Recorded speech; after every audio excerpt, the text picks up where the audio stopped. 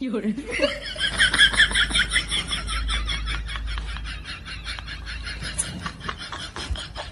सब क्या देखना पड़ रहा है? अच्छा है मैं अंधा हूँ।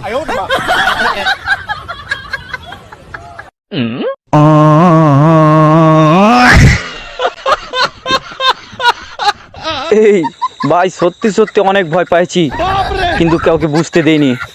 দেখো এই যে করোনার টাইমে কি হলো, সবাই ইঞ্জেকশন নিল, আর সেই চক্করে পরে আমিও এই করোনা টিকা ফিকা নিয়ে নিলাম। এখন যেখানে যাই সেখানে চুলকাতে ঘুমায় পড়ি, শুয়ে পড়ি, মাটিতে গড়াগড়ি খাই।